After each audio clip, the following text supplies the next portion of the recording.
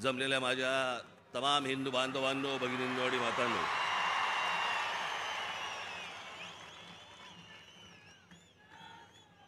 असं वाटतंय सभा सिमल्याला आहे.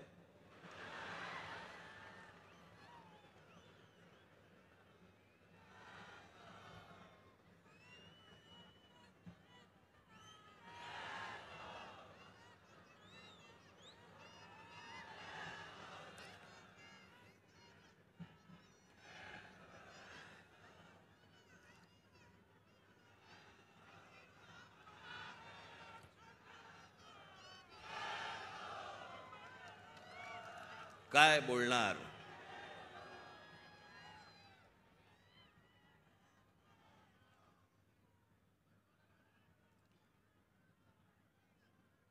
जवळपास 5 वर्षानंतर या खास करून महाराष्ट्रामध्ये निवडणुका होत आहेत.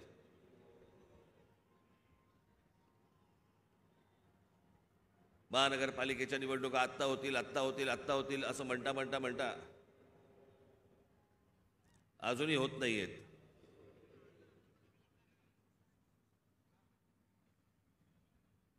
त्याच्यामुळे 2019ला ज्या निवडणुका झाल्या त्याच्यानंतर आज 2024ला निवडणुका होत आहेत आणि सगळे आचारसंहितावाले सगळे जागे झालेत. काल मी एक बातमी वाचली की आचारसंहितेसाठी म्हणून निवडणुकीसाठी म्हणून महानगरपालिकेची जेवढी हॉस्पिटल्स आहेत तिकडचे डॉक्टर्स आणि नर्सेस यांना निवडणुकीच्या कामावरती जुंपवलंय.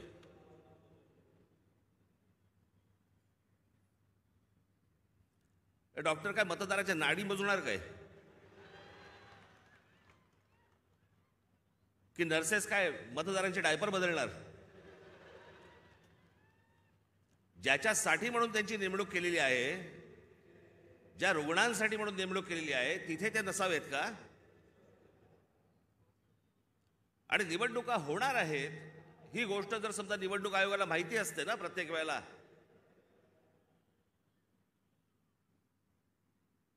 एक पॅरलल फळी का नाही उभी करत तुम्ही?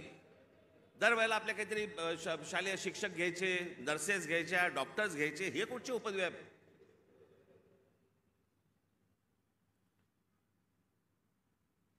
मी आपल्याला आत्ताच सांगतोय, ज्या डॉक्टरांवरती आणि ज्या नर्सेसवरती ही निवडणुकीची जबाबदारी टाकलेली असेल तिथे त्यांनी जाऊ नये. आणि ज्या रुग्णांची सेवा करण्यासाठी म्हणून तुम्ही आयुष्य घालवताय त्या हॉस्पिटलमध्ये परत तुम्ही जा, तिथे काम करा. तुम्हाला नोकरीवरनं कोण काढतं मी बघतो.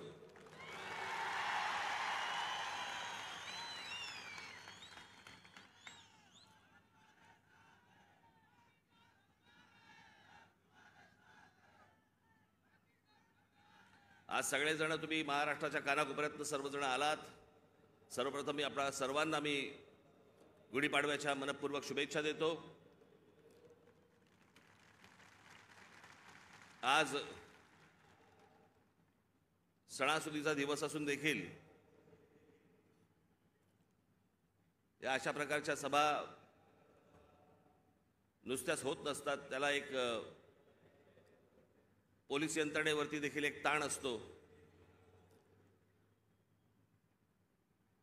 पण आपल्या सणासुदीच्या दिवशी सगळ्या गोष्टी बाजूला सारून अशा कामांना ज्यावेळेला पोलीस माझे सहकारी ज्यावेळेला जुंपलेले असतात, त्या सर्व पोलीस अधिकाऱ्यांचे,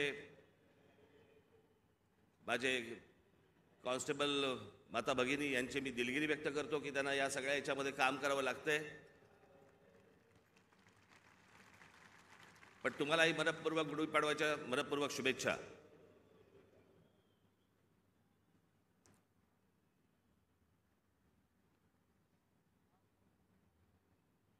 जसे तुम्ही ऐकत होतात तसा मीही ऐकत होतो. जसे तुम्ही वाचत होतात तसा मीही वाचत होतो. त्या अमित शहांच्या भेटीनंतर जे काही चक्र सुरू झाली, बरं हे आमचे बांधव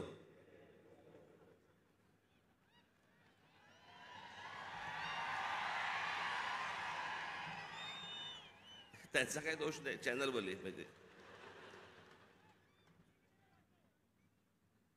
रोजची चॅनल्स, त्याला मी एक नाव ठेवलंय, आज मला असे वाटते.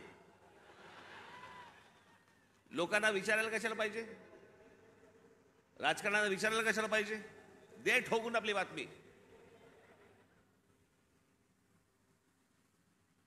वाटेल त्या बातम्या चालू होत्या, वाटेल त्या बातम्या. मी आपला एन्जॉय करत होतो. तुम्हाला काय बोलायचं ते बोला, मला जेव्हा बोलायचं तेव्हा मी बोलीन. त्या अमित शहांना भेटायला गेलो दिल्लीला.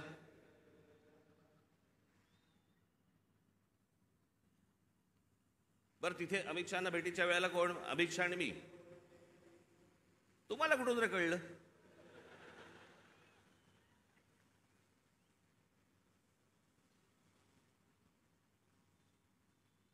मी तिकडे दिल्लीला पोहोचलो काय, राज ठाकरेंना 12 तास थांबायची वेळ आली. अरे गधड्या, दुसऱ्या दिवशीची भेट होती. 12 तास थांबायची कुठून आली? आदल्या दिवशी पोहोचलो तिथे रात्री. त्यात थांबायचा काय विषय आला? पण हे थांबत नाहीत. मला असे वाटते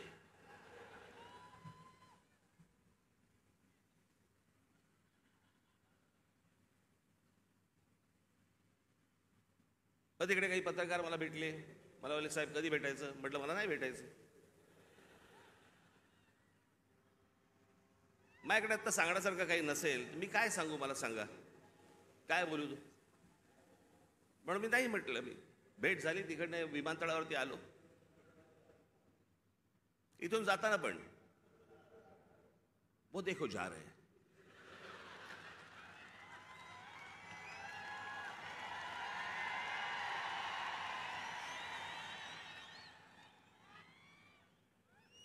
हल्ली हे असतात, पूर्वी ते आचारसंहितावाले असायचे, कुठेही कॅमेरा घेऊन जायचे. अहो, एके दिवशी मी बाथरूमला चाललो होतो. मी विनोदाने सांगत नाहीये, मी खरंच तो माझ्या मागे आला.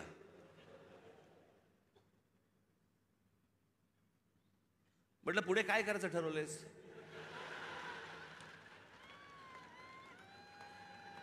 मी म्हटलं, आपलं आपणच करायचंय का आपण काही सहकार्य करणार आहात?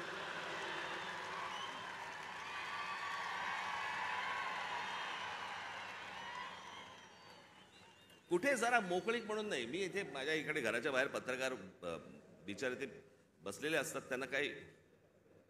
मी म्हटलं, अरे एखादी गोष्ट ठरली, समजा निवडणुकीच्या संदर्भात ठरली, तर मी येऊन सांगीन ना, की लपून लपून निवडणुका लढीन. कोणाला सांगू नको, मतदारांना कळवू नको मी निवडणूक लढवतोय.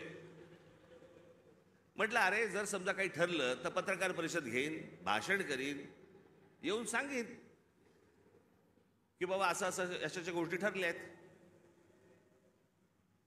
मग त्यांच्या लक्षात आलं की आता अमित शहाच्या भेटीनंतर काय होत नाहीये, पुढे काय मिळत नाही आपल्याला.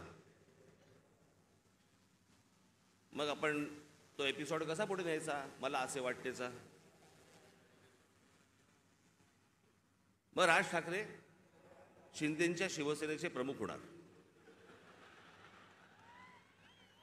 अरे मूर्खांनो, मला जर व्हायचं असतं तेव्हाच नसतो झालो.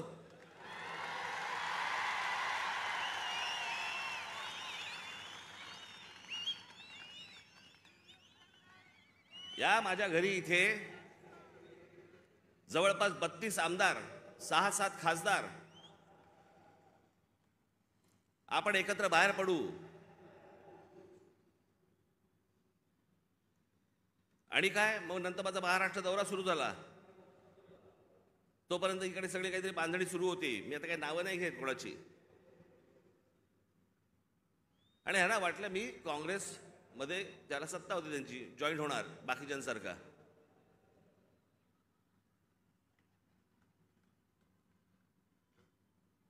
मी त्याला पहिल्यांदाच सांगितलं, म्हटलं मला पक्ष फोडून कुठचीही गोष्ट करायची नाही.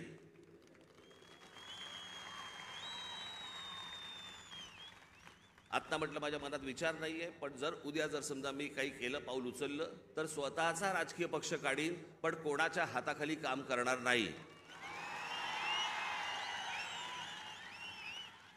ही गोष्ट मी माझ्या मनाशी मी खुणगाटच बांधलेली होती.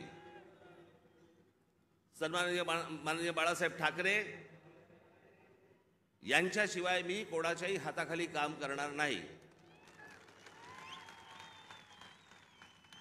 तरी त्यातल्या त्या एकाला संधी दिली होती, समजलंच नाही.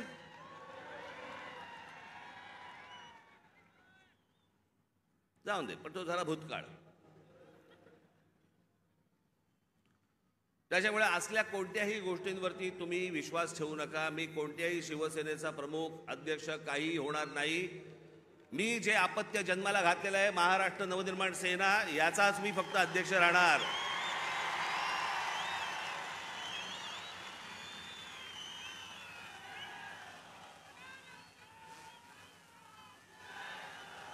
तुमच्या सगळ्यांच्या विश्वासावरती हा जो पक्ष आजपर्यंत उभा केलेला आहे त्याला 18 वर्ष झालेली आहेत. ही असली गोष्ट माझ्या मनाला शिवत देखील नाही. पण काय नाही, मी आपला हसत होतो, कारण त्यांचं काही करू शकत नाही आपण. आज मला असे वाटते वेगवेगळ्या बातम्या वेगवेगळ्या गोष्टी येत होत्या. मी खरं तर काही गोष्टी लिहून आणल्या होत्या तेव्हा. मग ते काहीतरी जागा वाटप,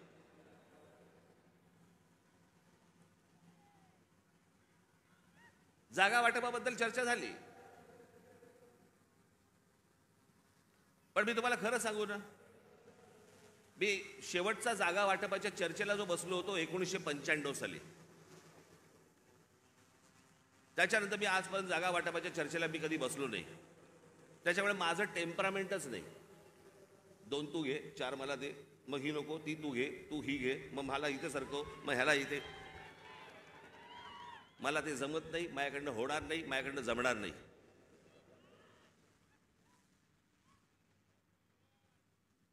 मग मला सांगितलं आमच्या निशाणीवरती लढा. हे रेल्वे इंजिन आहे ना, हे तुमच्या कष्टाने कमवलेलं चिन्ह आहे. माझ्याकडे आयतं आलेलं नाही, सहज आलंय चिन्ह म्हणून आता मी त्याच्यावरती लढवायचं अजिबात नाही.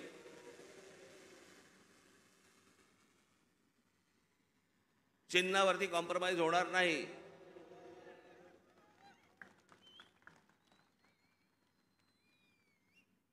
दिल्लीला गेलेले हे ठाकरे पहिलेच. पत्रकारांना माहीत नसतं, काही माहिती नसतात, जुन्या गोष्टी काही कल्पना नसते. आत्ताच्या काही गोष्टी माहिती असतात, त्याच्यावरती आपले बस रेटायचं.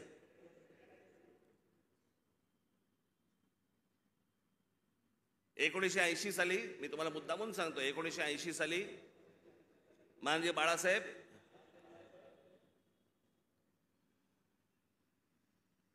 हे दिल्लीला इंदिराजींना भेटायला गेले होते, संजय गांधींना भेटायला गेले होते. आणि भेटीला जायला काय प्रॉब्लेम आहे मला कळत नाही. मला अनेक लोक येऊन घरी भेटतात म्हणून मी काय समजायचं, वार हे आता माझ्या घरी भेटायला आलेत मला, आता असं नाही समजत. कोणी कोणाकडे भेटायला जात असतात, गोष्टी लोक जात असतात. त्यात मोठेपणा आणि कमीपणा कसला आला. अहो वर्ष 1.5 वर्ष झाले आपले महाराष्ट्राचे मुख्यमंत्री माझ्याशी बोलतायत, आपण एकत्र आलं पाहिजे, आपण एकत्र काहीतरी केलं पाहिजे. म्हटलं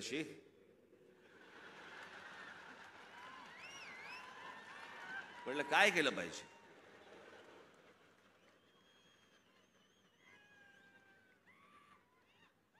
असं वर्ष 1.5 वर्ष ऐकतोय. मग मी शेवटी एक काम केलं. मी म्हटलं बाबा मला समजेना, मला देवेंद्रजी पण सांगत होते, फडणवीस एकनाथजी पण सांगत होते आपण एकत्र आलं पाहिजे, एकत्र आलं पाहिजे. म्हटलं एकत्र आलं पाहिजे म्हणजे काय.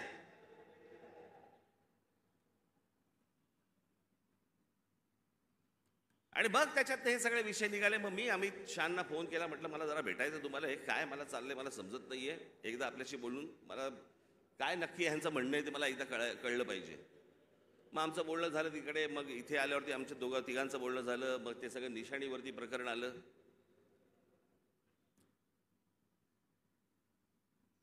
मग लगेच सुरू झाले एका भेटीत, एका दौऱ्यात. मग आता त्या लाव रे तो व्हिडिओचं काय होणार? मी तुम्हाला पहिली गोष्ट एक सांगतो, थोडीशी पार्श्वभूमी देतो. माझा जन्म ज्या घरात झाला त्या घरामध्ये शिवसेनेचा जन्म झाला.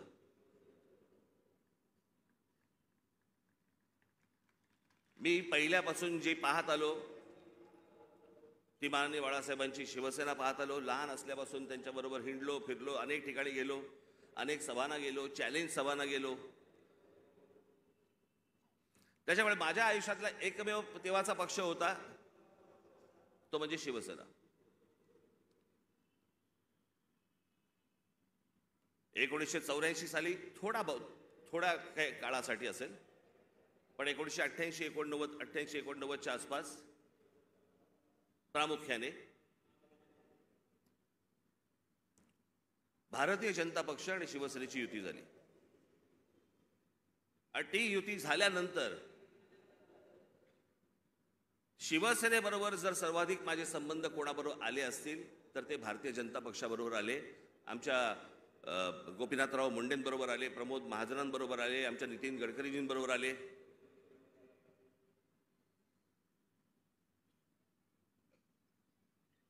आणि ह्यांच्याबरोबरचे जे माझे संबंध होते हे राजकारणाच्या पलीकडचे पण होते.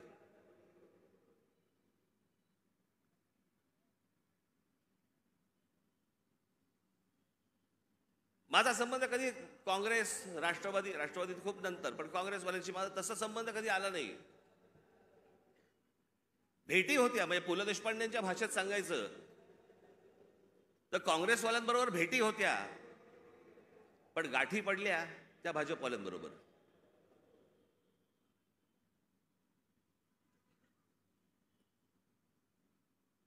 त्याच्यामुळे अनेक वेळेला त्यांच्याबरोबर माझे अगदी चांगले संबंध तेव्हापासून प्रस्थापित झाले. मग आमचे प्रमोदजी गेले, मग त्या दरम्यान मी गुजरात दौऱ्यावरती गेलो. नरेंद्र मोदी यांच्याबरोबर माझे संबंध प्रस्थापित झाले. मी गुजरात पाहिला, त्यावेळेला खूप चालू होतं की गुजरातमध्ये कशा प्रकारची प्रगती होते, कशा प्रकारची डेव्हलपमेंट होते.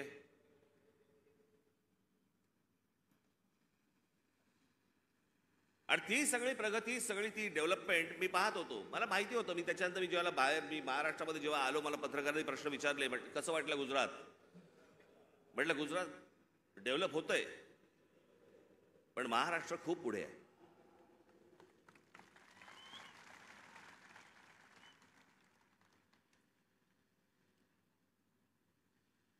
आणि मग त्यावेळेला ते जसे जसे त्यांच्याबरोबरचे संबंध माझे प्रस्थापित व्हायला लागले, एक वेळ आली या देशामध्ये हा राज ठाकरे पहिला माणूस होता ज्यांनी या देशाचे पंतप्रधान नरेंद्र मोदी व्हावेत असं बोलणारा पहिला माणूस मी होतो. त्यांच्याही पक्षातलं कोणी बोललं नव्हतं तोपर्यंत.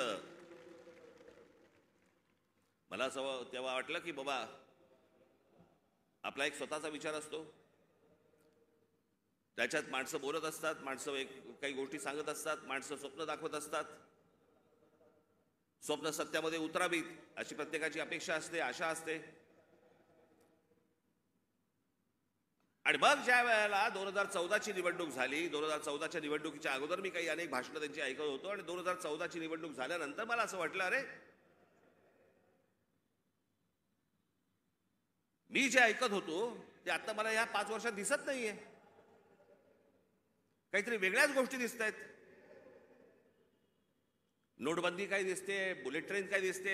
मी तुम्हाला आजही सांगतो, ज्या गोष्टी मला पटलेल्या नाहीत त्या मला पटलेल्या नाहीत. उद्या कितीही संबंध परत चांगले झाले किंवा नाही झाले तरी ज्या गोष्टी मला चांगल्या वाटल्या स्वागत करणार, ज्या गोष्टी नाही पटल्या विरोध करणार. आणि ज्या माणसावरती सर्वाधिक विश्वास असतो, 30 वर्षानंतर राजीव गांधींची सत्ता आली होती 1984 साली, त्याच्यानंतर 20-30 वर्षानंतर एका माणसाच्या हातात या देशाचं बहुमत आलं. मी विचार करतो या देशाचं काय काय गोष्टी होऊ शकतात, काय काय गोष्टी घडू शकतात.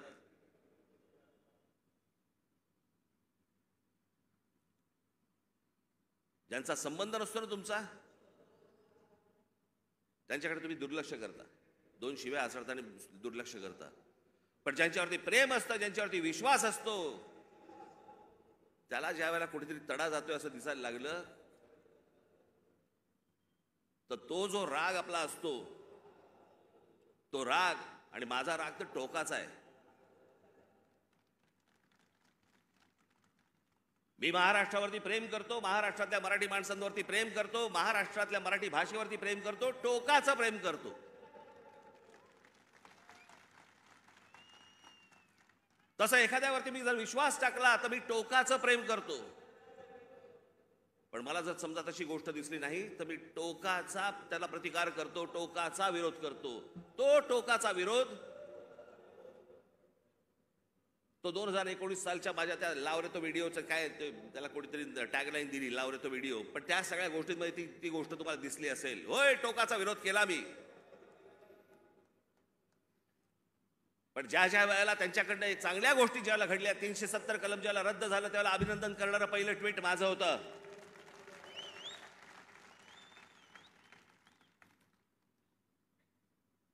गेल्या 5 वर्षामध्ये ज्या गोष्टी चांगल्या गोष्टी घडलेल्या आहेत त्याचं अभिनंदन केलंय, स्वागत केलेलं आहे. एनआरसीच्या बाजूने मोर्चा काढलेला आहे. जी गोष्ट योग्य ती योग्य, जी गोष्ट अयोग्य अयोग्य. या देशाने अमिताभ बच्चन यांच्यावरती प्रेम केलं, मीही प्रेम केलं. पण ज्या वेळेला एक माणूस, ज्या वेळेला मला असं वाटायला लागलं की अरे एका प्रांताचा विचार करतोय, मला नाही पटलं. पण त्या सगळ्या गोष्टींमध्ये जर समजा तुम्ही बघितलं तर त्याच्यामध्ये व्यक्तिगत टीका कुठेही नव्हती.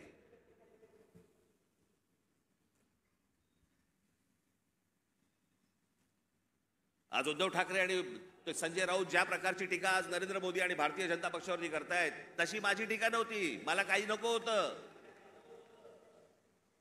मला मुख्यमंत्री पद मिळालं नाही म्हणून मी विरोध नाही केला. मला भूमिका पटली नाही म्हणून मी विरोध केला.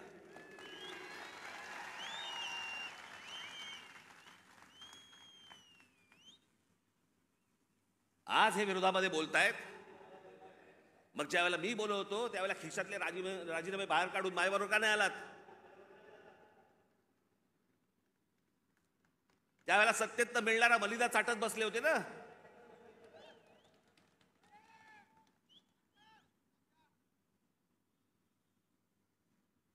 आज ह्यांना या गोष्टी सुचतायत. याचं कारण तुमचा पक्ष फुटला म्हणून, याचं कारण तुम्हाला सत्तेत हाकलवलं म्हणून, तुमच्या स्वार्थासाठी म्हणून या सगळ्या गोष्टी तुम्ही केल्यात. मी त्या गोष्टी नाही केल्या. मला भूमिका नाही पटली म्हणून मी विरोध केला. मला त्याच्या बदल्यात काही हवं होतं म्हणून नाही विरोध केला.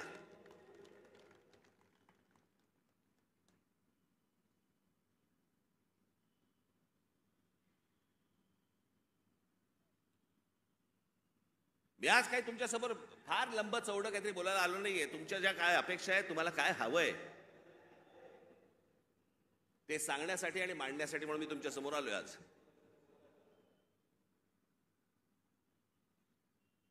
नरेंद्र मोदींकडनं कसं आहे, आज तरुण, आज आम्ही दुपारी बोलत होतो, 2006 साली ज्यावेळेला मी पहिलं महाराष्ट्र नवनिर्माण पक्ष स्थापन केल्यानंतरचं पहिलं भाषण ज्यावेळेला मी इथून केलं होतं, त्यावेळेला मी असं म्हटलं होतं, ज्याच्यावरती अनेक लोकांनी चेष्टा केली.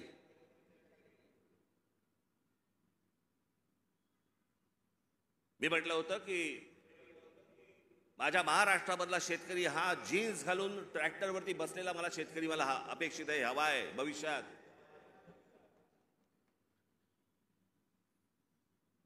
दोन 2006 पासून ते युग सुरू झालं होतं. आज या जगामध्ये सगळ्यात तरुण जर देश कुठचा असेल, तरुण, तो आपला भारत देश आहे, हिंदुस्थान आहे. सर्वाधिक तरुण ना अमेरिका आहे, ना जपान आहे, ना अजून कुठचा देश आहे. आज फक्त भारत तरुण आहे.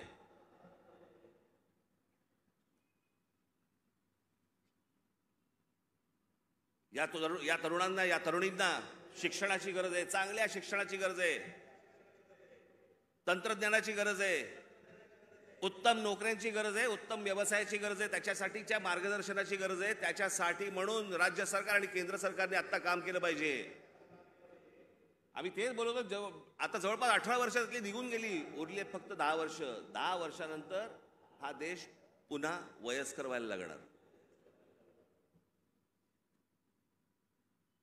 तरुणांची संख्या कमी होणं. माजी नरेंद्र मोदी यांच्याकडनं आज अपेक्षा आहे की बाकी सगळं सोडा, या तरुणांकडे, या भारतातल्या तरुणांकडे पहिल्यांदा लक्ष द्या.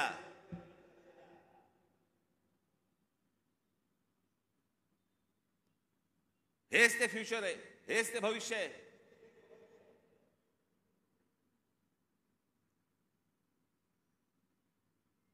दुपारी बोलताना आमचा तोच विषय होता की बाबा हे बघ, हा काळ कधी होता. प्रत्येक देशाचा एक काळ येतो.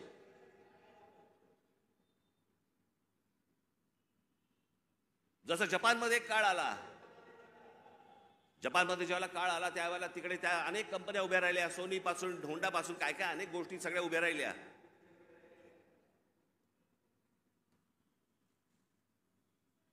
अनेक व्यवसाय उभे राहिले, अनेक व्यावसायिक उभे राहिले. ज्याला घुसळून काढणं म्हणतो ना आपण, तसं सगळं अख्खा घुसळून निघाला तो देश. आज बघा कुठच्या कुठे असा हा देश घुसळून निघाला पाहिजे. आणि तसं जर आज उद्या घडलं नाही तर सगळ्याच गोष्टींवरचा समाजाचा विश्वास उडून जाईल. या देशामध्ये दुसरं तिसरं काही होणार नाही. या देशामध्ये फक्त अराजक येईल.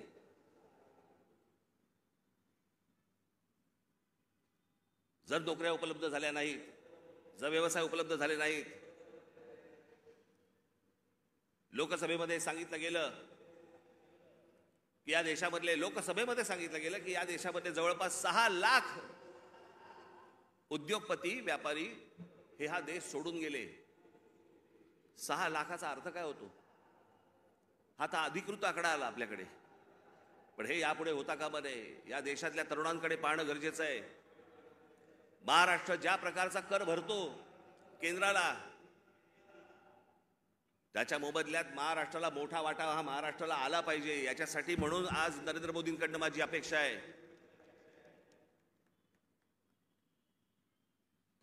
अनेक गोष्टींची अपेक्षा आहे. पुढचं काय 5 वर्षात काय घडतंय, ही निवडणूक, येणारी लोकसभेची निवडणूक या देशाचं भविष्य ठरवणार आहे. की आपण खड्ड्यात जाणार आहोत का आपण वरती जाणार आहोत. उद्या अनेक निवडणुका येतील, पुढे विधानसभेच्या निवडणुका येतील. आज हाणामाऱ्या चालू आहेत. पुढच्या विधानसभेच्या निवडणुकीत काय होईल? कोथळे बाहेर काढतील.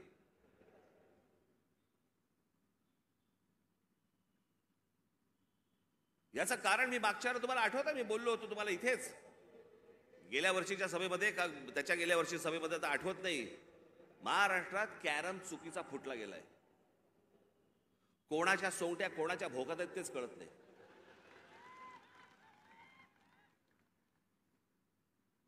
माणूस राजकारणातला आला की विचारावं लागतं कोणत्या पक्षात. मध्यंतरी मी आपल्या पुण्याला गेलो होतो नाट्य संमेलनाला. तिकडे 5 जण मला भेटायला आले, नगरसेवक होते राष्ट्रवादीचे. मला बोलले नमस्कार साहेब. म्हटलं नमस्कार, आम्ही राष्ट्रवादीचे नगरसेवक. म्हटलं कोणाचे? त्यातले 3 बोलले आम्ही दादाचे, 2 बोलले आम्ही शरद पवारांचे. अशी सगळी परिस्थिती या महाराष्ट्राची झालेली आहे. या महाराष्ट्रातनं पुढे जाताना आपल्याला मार्ग शोधायचा आहे, आपल्याला मार्ग काढायचा आहे. माझ्या महाराष्ट्र सैनिकांवरती विश्वास आहे. आपण योग्य मार्ग आपण या महाराष्ट्राला दाखवू, निश्चित दाखवू. पण माझी महाराष्ट्राकडनं देखील अपेक्षा आहे, माझ्या महाराष्ट्रातल्या मतदारांना देखील अपेक्षा आहे, माझी अपेक्षा आहे त्यांच्याकडनं. कृपा करून व्यभिचाराला राजमान्यता देऊ नका. ज्या प्रकारचं राजकारण या महाराष्ट्रामध्ये सुरू आहे, याला राजमान्यता जर समजा पुढे मिळत गेली, पुढचे दिवस भीषण आहेत.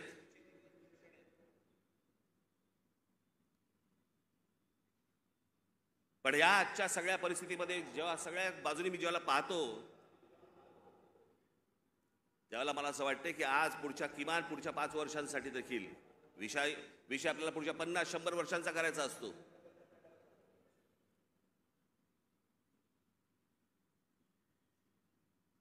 पण इथे ज्यावेळेला मी बसलो होतो, ज्यावेळेला देवेंद्र फडणवीस आणि मुख्यमंत्र्यांबरोबर, त्याच्यानंतर माझं आणि देवेंद्र फडणवीसांचं बोलणं झालं आणि मी म्हटलं की मला नको ते, म्हटलं तर मला त्या वाटाघाटी मला पाडू नका याच्यामध्ये.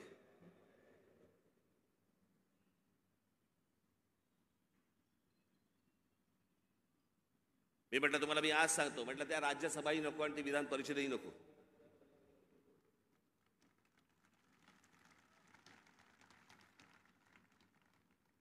पण या देशाला चांगल्या खंबीर नेतृत्वाची गरज आहे, ज्याच्याकडनं माझ्या अपेक्षा आहेत त्याही पूर्ण झाल्या नाहीत तर राज ठाकरेंचं तोंड आहेच.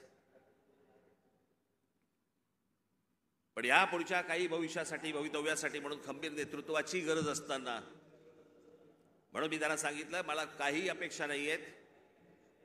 महाराष्ट्र नवनिर्माण सेना, भारतीय जनता पक्ष, शिवसेना आणि एनसीपी, परंतु फक्त नरेंद्र मोदींसाठी बिनशर्त पाठिंबा देत आहे, हे मी आज आपल्या समोर सगळ्यांसमोर जाहीर करतो.